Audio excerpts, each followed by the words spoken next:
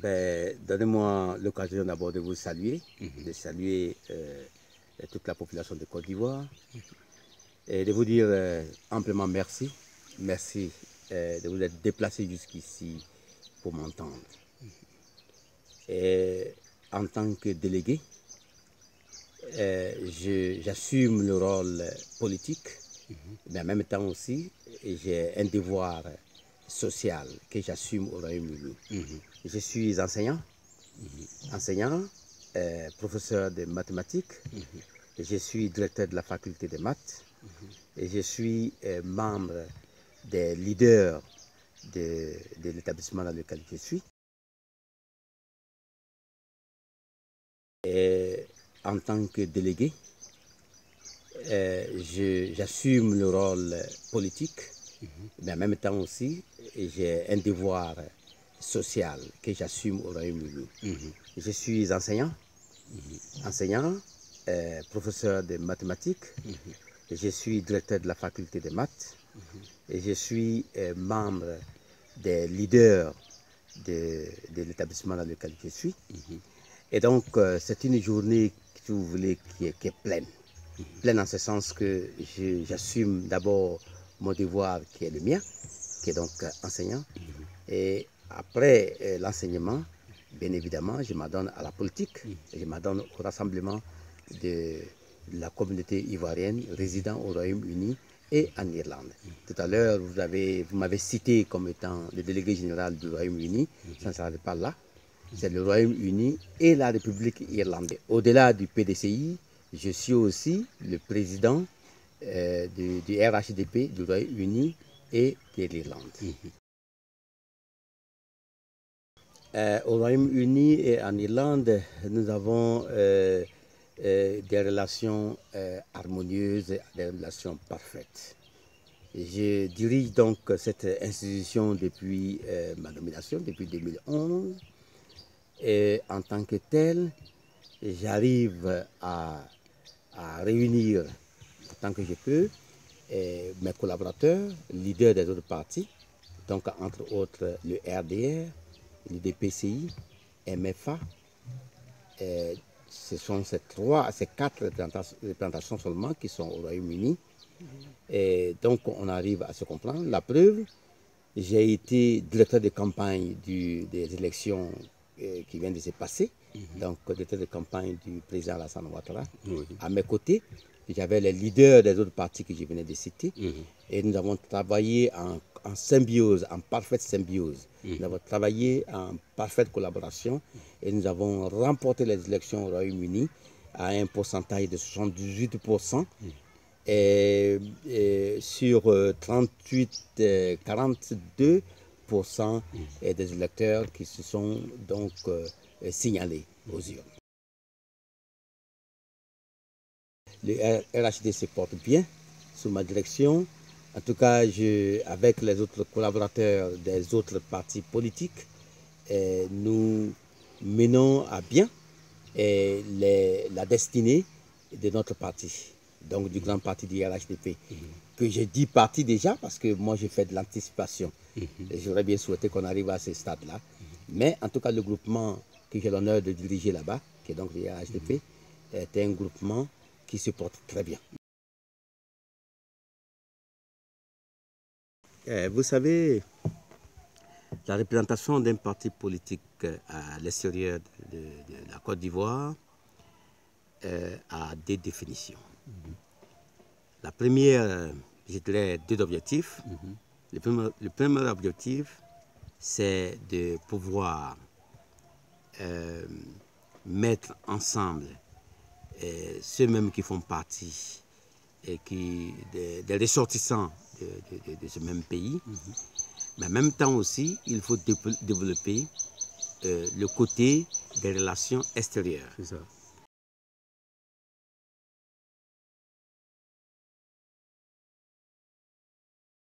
Les Outreach, c'est le groupe qui s'occupe des relations extérieures. Et le directeur de cette institution s'appelle Colin Bloom. Colin Bloom sera ici avec ses collaborateurs du 19, 20, 21. Ils vont séjourner ici en Côte d'Ivoire. L'objectif, vous me demanderez peut-être, oui. ce serait pour renforcer le rapport excellent qui existe entre nous déjà, mais mieux encore pour faire connaissance avec, non seulement avec le président du parti et avec le secrétariat exécutif. Mais rappelez-vous, récemment, le Parti conservateur, toute l'Angleterre d'ailleurs, tout le Royaume-Uni a changé de leadership. C'est ça. Avec le Brexit, le Premier ministre David Cameron est parti, a démissionné de lui-même et s'est vu remplacé donc par Theresa May, qui en ce moment dirige le parti. Donc, ça veut dire que la conférence qui est prévue pour le 3 sera la toute première conférence de Theresa May. Et donc, c'est une occasion, si vous voulez, noble pour le PDCI d'être là-bas, parce que je vous assure que beaucoup de partis frères de beaucoup de pays seront là, beaucoup de présidents seront là par mesure de curiosité, pour voir un peu ce qu'elle peut livrer comme message. Donc, j'aurais souhaité que le PDCI soit là également. Et Dieu merci, nous avons reçu une invitation officielle, je vous l'ai dit tout à l'heure, que j'ai remise en bonne et due forme au président du parti. Donc, pour répondre de façon simpliste à votre question, oui, le PDCI développe de très bons rapports avec le Parti conservateur, et c'est là par mon intermédiaire. Et je suis fier de le dire aujourd'hui, parce que si on n'entretenait pas de bons rapports, il n'y aurait pas eu de délégation du Parti conservateur qui doit venir ici. Et si on n'entretenait pas de bons rapports, il n'y aurait pas eu non plus une invitation du Parti conservateur au PDCI pour demander qu'on assiste à leur conférence. Tout à fait. Nous retrouvons surtout, souvent, quand je dis nous, entendez par là mon équipe que je dirige, donc du PDCI, la délégation générale, et le outreach du Parti conservateur. On se retrouve chaque mois, une fois au moins, pour pouvoir discuter des problèmes qui nous concernent, des problèmes qui concernent le PDCI, des problèmes qui concernent aussi le Royaume-Uni. Voilà, donc, c'est là pour dire que les rapports sont bons.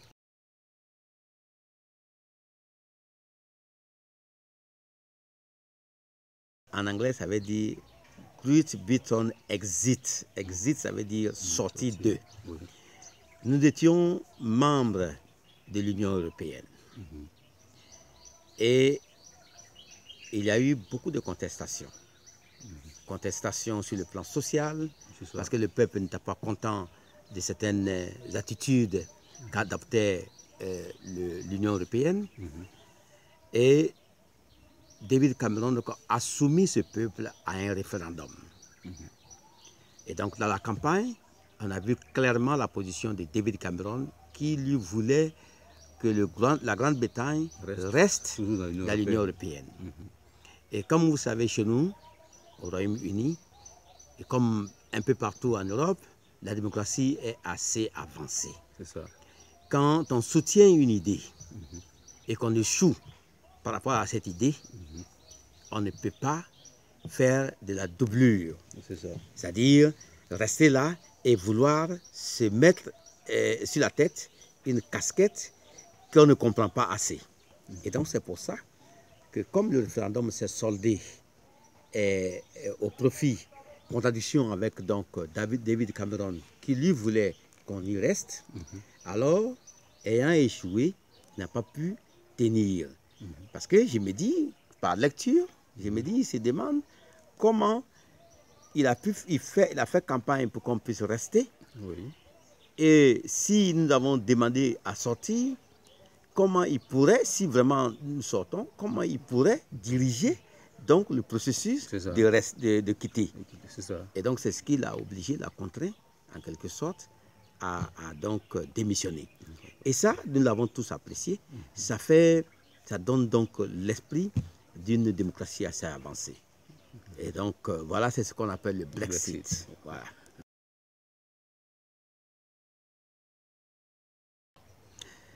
n'y a pas grand-chose que je puisse dire. Je pense que le président a tout dit. L'erreur est humaine. Pour ce qui concerne la facture de l'électricité et autres, et je pense qu'il y a eu une confusion. C'est ça. Et cette confusion a été relevée à juste titre par le président qui a demandé que les choses se refassent. C'est ça. Et je pense que les choses sont en train de se refaire. Et je ne crois pas qu'il puisse, qu'on veuille spéculer là-dessus. C'est mieux plutôt qu'on attende de voir comment les foyers peuvent résoudre ce problème. Mais il n'y a pas de problème à résoudre puisque la solution a été proposée au président, par le président. Parlant du transport, bon, vous savez, le coût de la vie, c'est pas seulement en Côte d'Ivoire. Il faut dire que c'est à travers tout le monde entier. Et là où j'ai vu au Royaume-Uni, on se plaint du fait que le Royaume-Uni, Londres surtout, est l'une des villes les plus chères du monde. Les gens se plaignent. Mais le gouvernement essaie à sa façon de voir comment compresser cette situation pour que le peuple en souffre moins. Et donc je suppose que c'est ce que le gouvernement ici tente de faire. Il peut avoir des décalages de temps, il peut avoir des décalages d'idées, il peut avoir des petits frottements, mais il faut être patient. Je pense que le gouvernement en est conscient et Dieu merci, le président n'a pas ignoré ce fait. Il a mentionné amplement ces différents points dans son discours du 6. Et je demande donc à la population ivoirienne d'être patiente. Je sais qu'il y a beaucoup de choses qui ne les mettent pas à l'aise, mais dans tous les pays, il y a des problèmes. Il y a des problèmes, il faut pouvoir discuter. Il faut pouvoir discuter pour en tirer quintessence. Concernant la politique même en général de la Côte d'Ivoire, je lance un appel à tous les Ivoiriens. Tous les Ivoiriens de faire un effort pour que le pays soit totalement réconcilié, pour qu'on puisse bâtir ensemble cette Côte d'Ivoire. J'ai été heureux de voir les militants de l'opposition qui se sont exilés depuis des années, qui ont compris désormais qu'il fallait rentrer en Côte d'Ivoire et ils sont rentrés et le gouvernement ne l'a pas ignoré, ils ont été réintégrés à leurs fonctions, ce qui m'a vraiment fait plaisir. Qu'ils aident le gouvernement à reconstruire le pays. Le pays nous appartient à nous tous, ce n'est pas un groupuscule d'individus. Donc leur apport est nécessaire et même utile. Ce qui concerne mon parti, je pense que j'ai vu le constat que le PDCI se porte bien. Et ce qui me fait plaisir, c'est que le PDCI commence à bien s'organiser. Et donc, je souhaite que nous continuions sur cette lancée et que les jeunes se mettent au travail pour pouvoir motiver ceux qui semblent être un peu découragés et qui traînent un peu les pas, qui les motivent pour qu'on puisse avoir un PDCI fort pour un lendemain fort, un lendemain meilleur.